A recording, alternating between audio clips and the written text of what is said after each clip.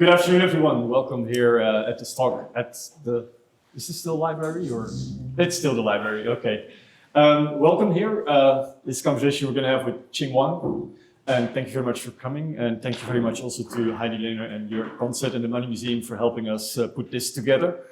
For those of you who don't know, just a quick introduction about Qing Wang. Qing Wang is an award-winning journalist, podcaster, and social media influencer. She's committed to helping the world understand China and China the world. She has 10 years experience covering political, economical stories with a cross-border perspective, but very often, if not always, with a human-centered approach. And she currently leads the Weirdo podcast, which has been around for 6 years, almost 6 years now, right? It's a very popular Chinese language podcast with over 1 million followers on the various platforms. And with that audience and with that network, Qing also is a very active participant in Chinese debates on topics like social justice, feminism, globalization. I've been reading this last time we spoke, Qing, last fall, and you were included in the top 100 thinkers. Do you remember who said that?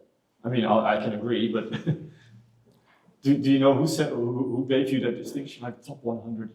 So it's by a Chinese social media platform called Weirdo, and it's the equivalent of Twitter or X in China, and they have a new competition every year, and so. I see. Okay. Mm-hmm. Before we get into the nitty-gritty of it all, I want to start with this. And that's a quote from a geopolitical analyst talking about the three-year anniversary of the war in Ukraine earlier this year.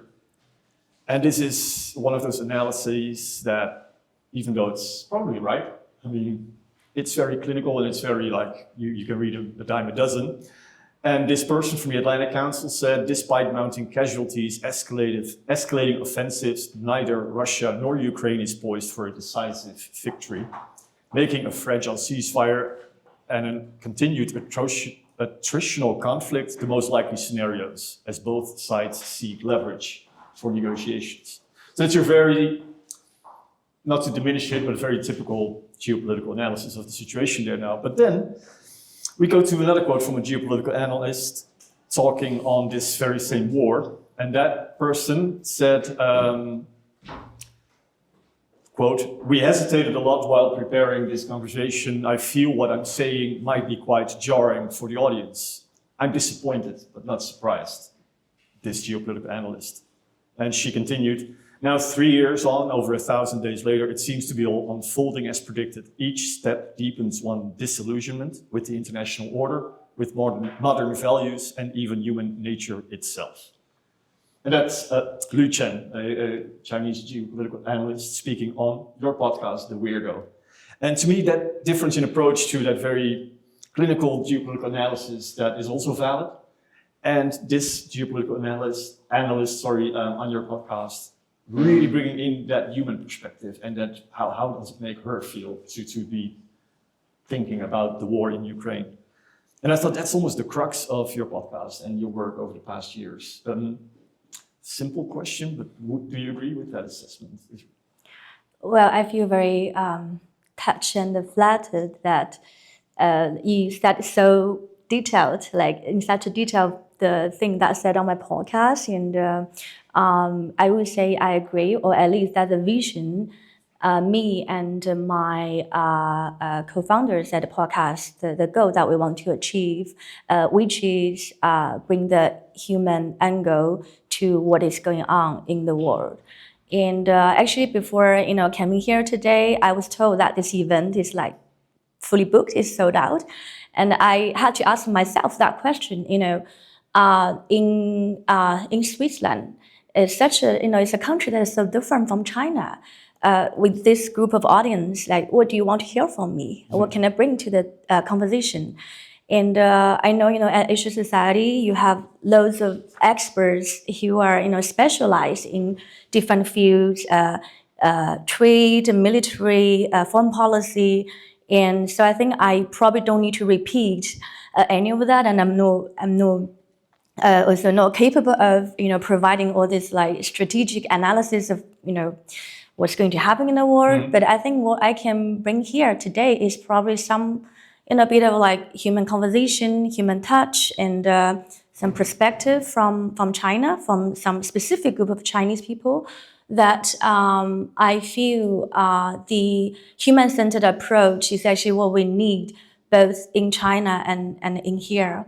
Like talking about what's going on in the world politics, it's quite depressing nowadays. And I think probably a lot of you would share the same feelings looking at what is going on in Gaza, in Ukraine, in Yemen, even in the US and in China. And it could be quite depressing to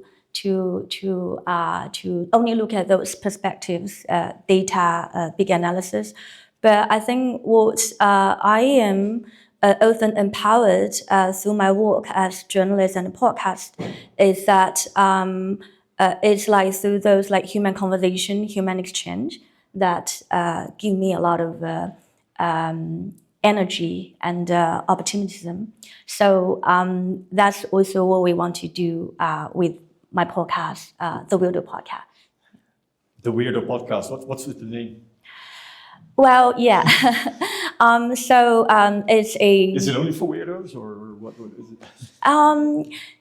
I will say before answering that question, let's define what is weirdos. Right. And I have to say, to myself, I do feel some little, weird moments now and then, living in the society. On the one hand, you have a good career, good education, living in a good part of the world. And so you are seen as some sort of a mainstream. But on the other hand, I believe everyone will have some sort of moments in your daily life that you feel a little bit unfit and weird in the society you're living in. So by having the name the Weirdo podcast, we are trying to speak to a group of audiences who feel that they don't always fit in the society. It could be, a certain kind of lifestyle choice they make, for instance, in China where I come from, for instance, like women in their 30s, like me, who decide not to have kids or who postpone the decision of having kids are seen as weird in China. Because then, what about the family value? And then also for people who work at some, big organizations, state-owned enterprise, but holding like critical views about the government, they also feel a little bit weird in their surrounding. So I think by having the name in the podcast, we want to speak to this kind of people that feel that they want to pursue a kind of independent thinking. And furthermore, we want to create a safe space for people who feel like that. Probably not all the time, but some hours in a day to feel that there is actually a safe space for independent thinking and non-mainstream thinking like that. And in addition, we also try to facilitate a conversation that question what is weird and what is normal, and reflect and rethink about our society nowadays and what in what condition it could be better in the future. Sounds a bit surprising, I should say, that you define one of the aspects of your podcast being a safe space for independent thinking. That's not something we associate with Chinese media. Is that naive of me? Or? And thank you for asking that question. And I think it's totally a legit and a reasonable question to ask. And on the one hand, I totally understand, this perception come from about media landscape in China. I spent the last 10 years, so I was born and raised in China, and I spent last 10 years in Europe and trying to covering like what I felt to Chinese audiences. So by being here, I do understand in this, if we divide our world in a category of democratic society and non-democratic society, then China, of course, will be considered in the category of a non-democratic society. Therefore, I think there is the question, often asked, does independent media exist in China? Does safe space exist in China? When I tell, friends or Europeans that, I'm a journalist from China, I remember once, one of the European friends actually blurted out to me and saying, "Oh, the species of Chinese journalists doesn't even exist," because it sounds so counterintuitive. But on the other hand, I want to say, through my own experience of practicing journalism and engaging with my audiences, I feel the understanding of Chinese media landscape need to be updated and improved. Of course, there is like censorship, there is like governmental regulation in China in terms of media space. But on the other hand, China isn't North Korea, and China isn't Soviet Union. And between the governmental regulation and what individual does in their life, there is a huge space. Right.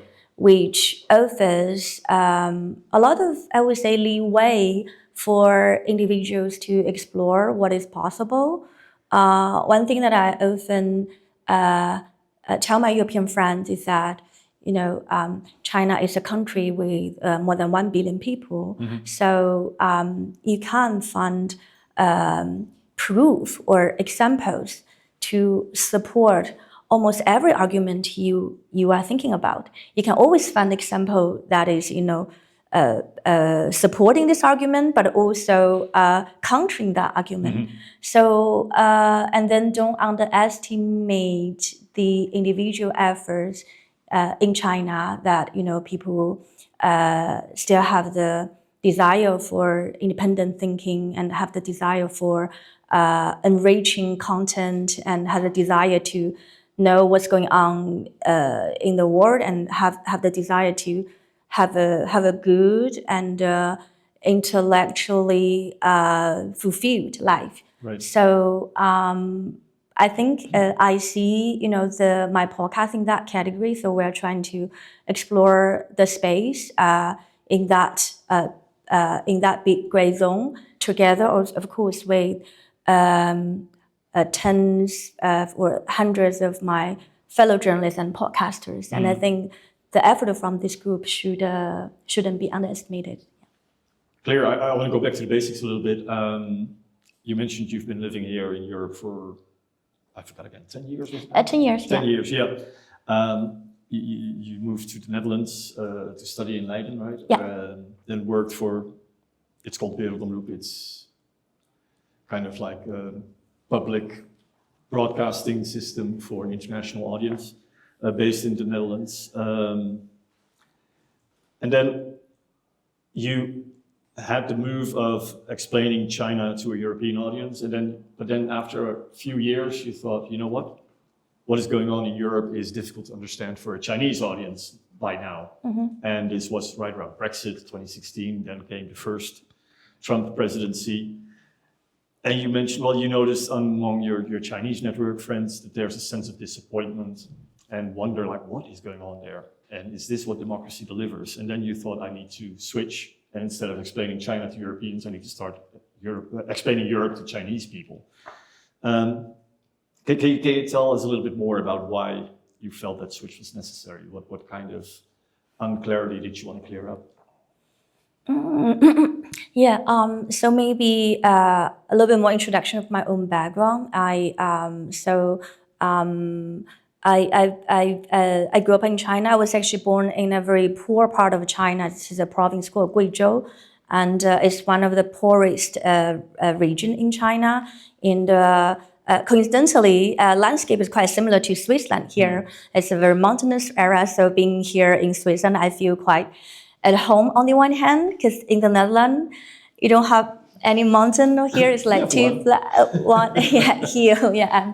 But on the other hand, the difference is very obvious. I think Guizhou province, the GPT per capita is like probably 1% of in the Switzerland, or even less. And so, growing up as a mountain people, I always have the desire as a young girl to go to see what is on the other side of the mountain. So then for college I went to Beijing, and then the fancy part of China, and then I came to Europe 10 years ago thanks to a scholarship provided by the Dutch government, and I managed to finish the master degree there. And I mean, nowadays, if you probably if you see Chinese students or Chinese young professionals abroad, most of them are probably from this kind of upper middle class family in China. But I'm probably not one of them, and not from the fancy part of China. And so I really have always been asking myself, what is on the other side of the mountain? What is the goal being there, and what do you want to do with the thing you see there? And I think for a long while, for people like me, this generation of Chinese, we have that. We've been always having that kind of vision that the West is something we want to look up to, we want to learn from, and we want to know how a society with good governance, with good democracy, with freedom of speech, with social welfare that covers everyone, that each individual can have a decent, dignified life, what kind of society that is, and is there a chance that China can become one of them? And I think that was basically the dominant narrative for a whole generation of Chinese people ever since the the opening up of the market in late 80s, early 90s, and then following the China joining the WTO in 2002, and then that was the stage when China actively want to embrace the world order and they want to be a part of the world. And then in that world, I think American or the Western style democracy would seen as the, a sort of like the beacon of democracy. And so I think, today I'm just a note today I see a lot of new friends, but also my very old friend from college. T is also here, and I'm just feeling this like connection of all the bits of my life, and I think we both grew up from that generation of Chinese people who aspire to learn more from the West. And I think what happens in 2016 was quite a shock. Not just to the West, but also in China. What happened in 2016 was the Brexit and Trump getting elected.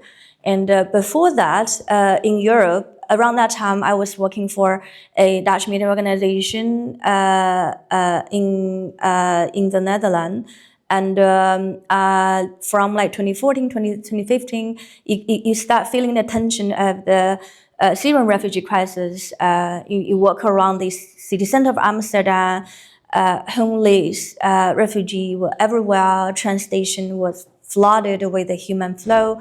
And after that, or around that time, in different European countries, you see the terror attacks happen now and then in Paris, in Brussels, in Germany. And then Brexit and Trump 1.0 happened.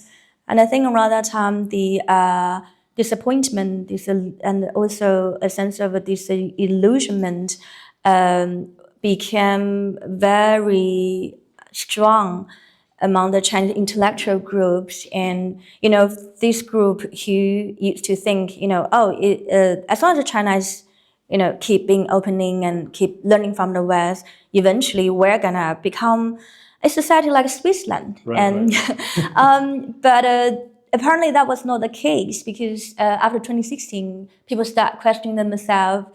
If the end goal of democracy is Brexit and Trump, is that really what we want to end up with? And so around that time, I felt a sense of responsibility of explaining what is actually happening in the West to audiences in China. Not all audiences in China, but the group of Chinese people who are curious and who are willing and who are capable of, about the world and want to engage with the world. Who doesn't want a decoupling to happen? He wants China to be a part of the world instead of enemy of the world. And so I decided to switch my career after that, switching from working for the Dutch media organization to a China-based organization as a Europe correspondent. And I also feel the necessity of living and covering Europe, is that in China, another dominant narrative about the West is that when they talk about the West, American seems to be the only relevant example at the West, the only version of the West. And living in Europe for years, I realized that's definitely not the case. And I think Europe has a lot to offer. So that's why I decided to make that switch, and it's still what I do nowadays. Yeah. I think you could probably double your audience, well, maybe not in numbers, but by also starting a podcast explaining Europe to Europeans by now.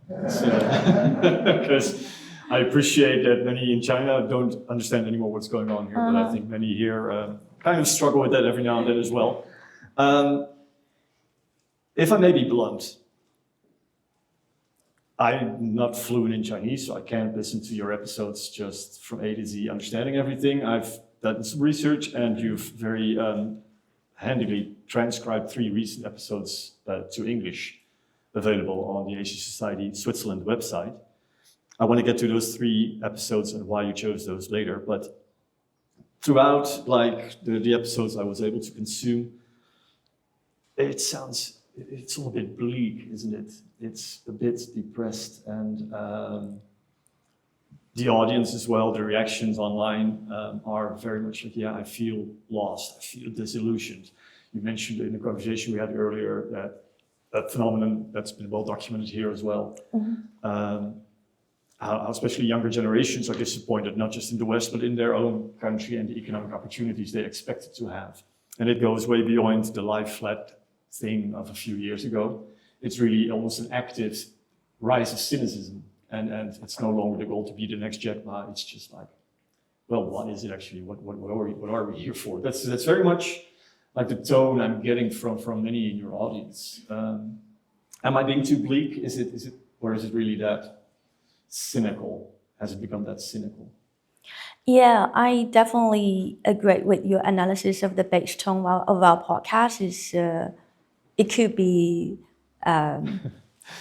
depressive, and actually, some friends recently told me that, oh, Qing, I feel like, I really want to keep up with what you're doing. I think it's great, but every time I listen to it, I get a little bit depressed. Right. And I'm already having a very busy job, and after I come home, I just want to watch some, funny, hilarious TikTok video about cats or dogs, and I don't want to carry that weight with me. And I think that's totally fun. But I think what we want to provide in the podcast is trying to still keep reminding people that things like this do exist. Right. Not everyone has to listen to every episode, or not everyone. I mean, it's about whether you decide to engage or not. And I always see, there are different ways of engaging with the society you are living. You could choose spend your spare time watching really light and relaxing video. I do that all the time because You do? yeah, I do. Yeah, I have to say, I have to confess that I don't listen to my podcast that often because I need some, rebalance in my life too. But when I have the energy, I want to put it into create things that I think really matter. There got to be someone in society that keep working on those things, and plus I don't think my work is the heaviest one, because for instance an incoming episode we're going to do in the coming week is about a lawsuit, some and also some some like massive arrests in China about a group of young women writers who have been writing erotic novel on the website, and that generate a lot of public attention in China. And this episode will be a conversation with two lawyers who have been working on those cases and trying to improve the lawmaking in that sphere. And compared to those lawyers, our work as media, as a journalist, is very light. Like we aren't really the one who argue or defending the court, and so I feel like it's heavy. It's critical. It's not a podcast that you listen and you afterwards you feel like good or meditative, or it's not a podcast that you can listen while you sleep, for instance. Right. No. I'm not sure a fan of existential nights. Maybe you can listen to when you are doing your gym, like then you get right, like or marathon. Just joking. It's funny you mentioned earlier in a coffee we had a few days ago that you sometimes host events for your listeners in Europe or maybe elsewhere as well. And that someone met you for the first time and said, "Hey, you're actually funny, because when I listen to your podcast, I often have to cry." And then, and then you said, well, and then you thought, well, maybe I should try at least one episode a month. I need to lighten it up a bit. Yeah. And then immediately after that, you said to me, yeah, that's not really working out, or it's difficult to find something light to talk about once a month. Is that still something you strive for, or do you say like, well, we're just going to go with what we know best, which is the tone we have? I think the tone of the voice of our podcast also resonates with what's going on in the world. And I remember there was one period that was particularly depressing. It was during COVID, especially in 2022. And so for that whole year, I felt the podcast has become a place for group therapy. Right. People want to know what is going on in the situation. People want to know that when you are in that heavy lockdown, you want to get connected with the people, with other people.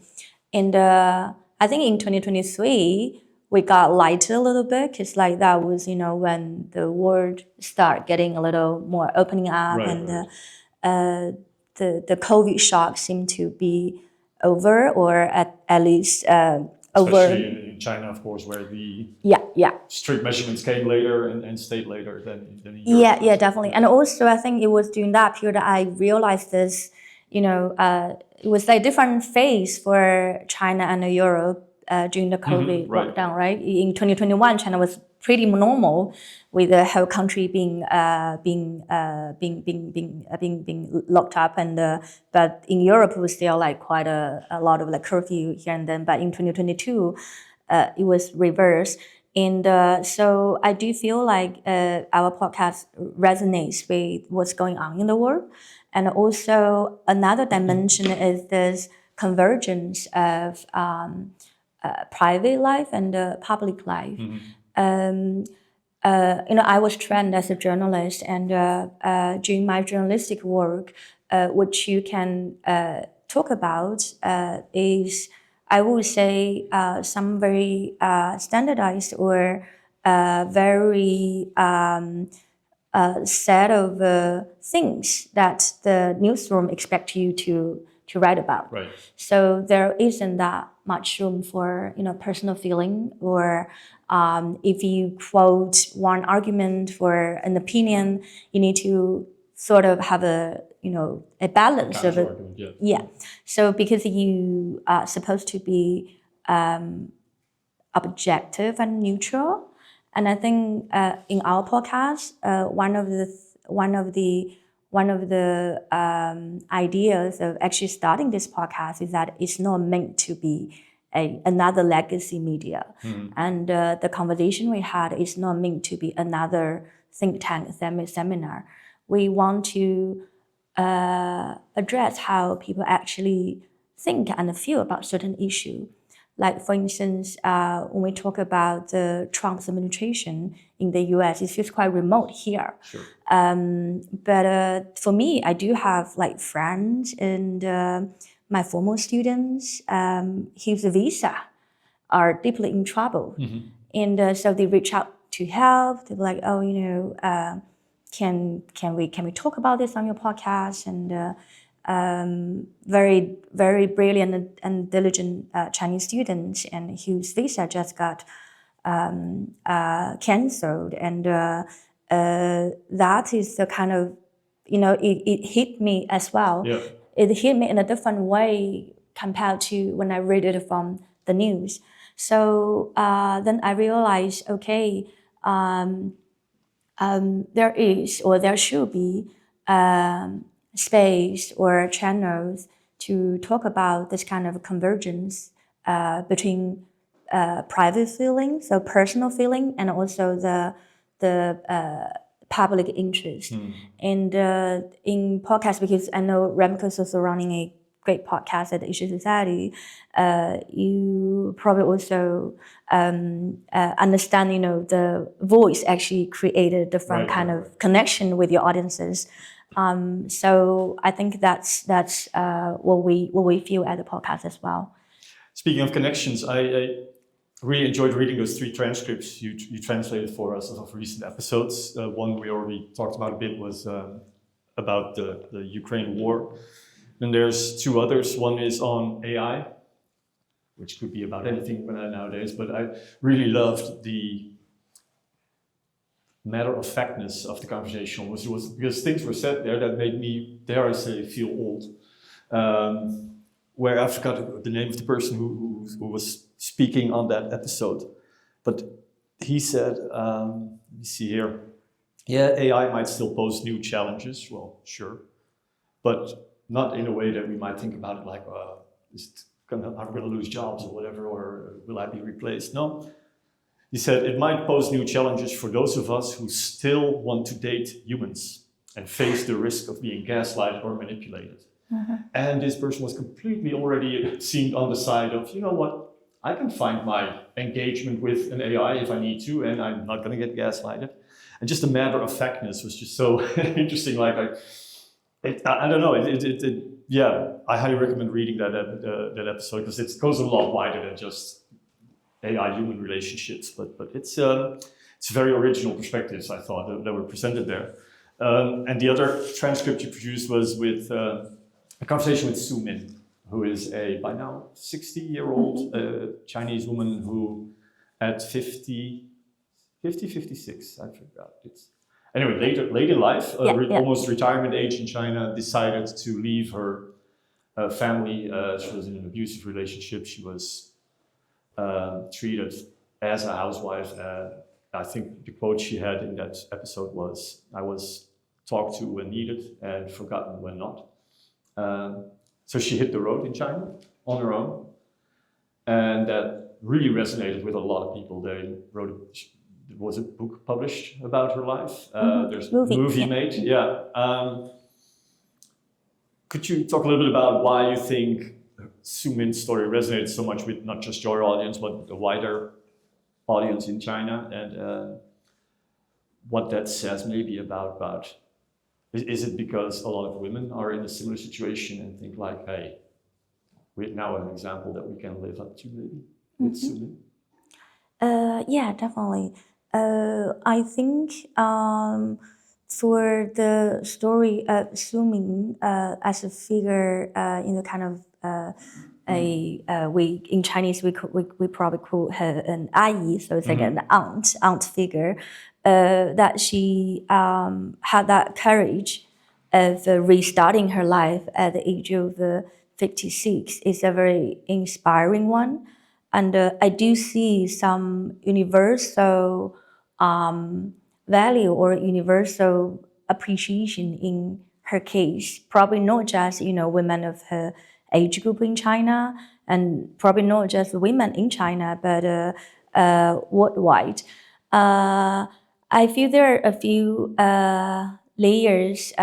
First, like for the feminism in China, for many years or many decades, the feminism side in like the feminism perspective in China has been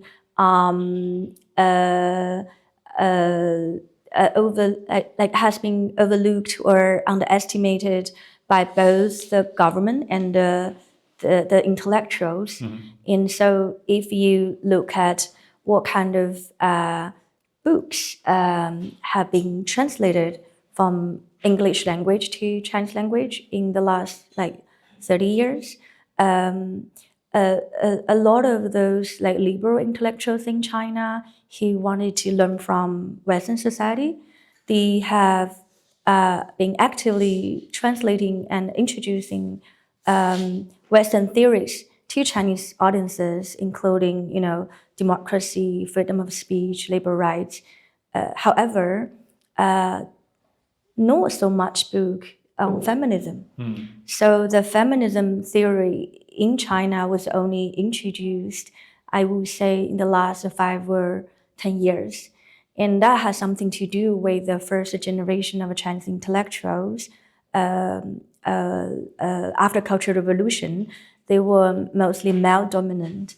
And nowadays, there are more and more women who want to find a framework to understand what is going on in their life, not just in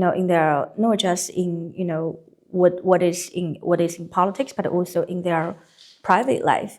About their private decision. Do I want to have a kid? Can I find a job at a workplace? And if I am encountering some uncomfortable misbehavior from my boss, what can I do? Is it okay to feel how I feel? And I think that wave in China has started, I think roughly around maybe 2017, 2019, during this Me Too movement. And so I do feel there is that change or shift in the in how nowadays young women feel different from the earlier generation. And I think Su Ming's example, it provides a very empowering and strong and vivid example to that wave. And the second one is that I do feel just generally speaking for everyone, living your life in the way you do for 2-3 decades, and there is a desire of changing it into a certain way, and but most of people are lack of the courage of really restarting or resetting your life. So, and I think that's probably the reason why it gets very widely recognized and also being very popular. That episode, because we later on we invited Su Ming to be the guest of our podcast, and it's also a special guest for our podcast because most of the time, our podcast audience are the group of young Chinese, aged between maybe 18 to 35, living in big city with good education, and or some of them living abroad, and so often you don't get to hear people from Suming's age group to speak. So what was really touching for me was that that episode, I heard from some friends that they can forward that episode to their mother. So to create a link for the mother and daughter, and saying, okay, here's a figure, like assuming you can restart your life whenever you want. Right. So that was a very touching moment for me to hear this kind of story existing. I can imagine. It's by the way, if any of you have any questions, feel free to raise your hand. I'm going to ask one more, but then I'll get to as many of you as possible, if that's all right. But I was wondering, Qing, having done this for 6 years now, having produced so many episodes, having had so many conversations with so many people from the age group, mainly 18, 35-year-old Chinese people, we've already touched a lot upon the general tone of the podcast, which isn't too upbeat, not too pop. But does that make you, I wonder, worried or hopeful still for this generation that is your audience and the opportunities they might have? Do you think there's, dare I say, light at the end of the tunnel for many of them, or are you kind of worried, like, I don't see this improving anytime soon for them? Is this sense of disillusionment? Yeah, I think that's, $1 million question. I don't think I have the answer. And I think what we talk about on the podcast is, I think one central thing we talk about in the podcast is that we wanna you to feel the weight. We want you to think about the things that touches social injustice or inequality. We want you to be aware of those things existing, but we definitely don't encourage an approach of being cynical. Right. So the whole point of raising those issues, the end goal is to encourage everyone to act, to take action. Actually, in the Ukraine episode, maybe you can feel that like both of our analysts are quite are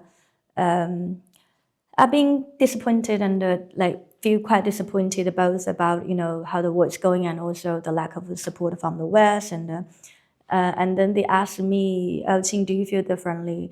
And I would say, of course I feel very sad and very upset about what's going on in a situation like Ukraine, but I do feel also empowered when I actually take the time to make that trip to Ukraine. So I've been to Ukraine a few times after the war broke out, and it was not really easy to go as a Chinese journalist, as an independent journalist.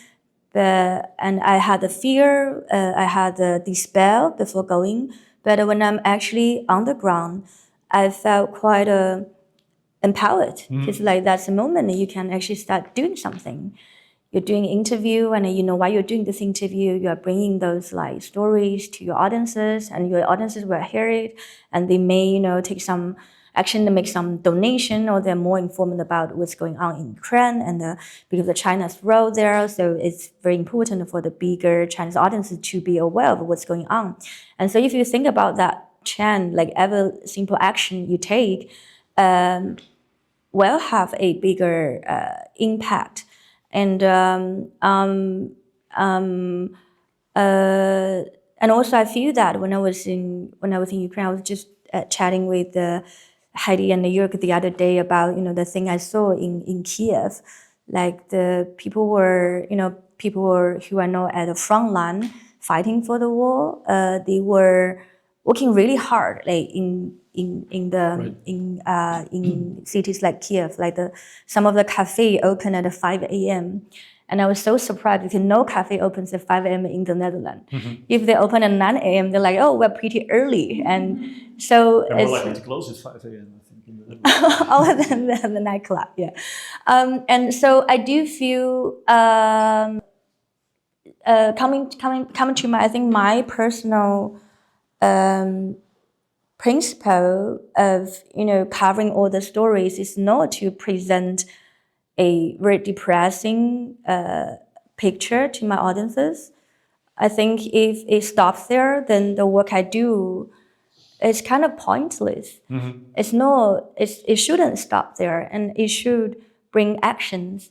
And I was in New York a few weeks ago, and with the U.S. politics, and everyone's kind of also depressed. And I asked, "Did you vote?" And I didn't vote. And I was like, "Why didn't you vote? Yeah. You have the right to vote. And if you don't vote, don't complain."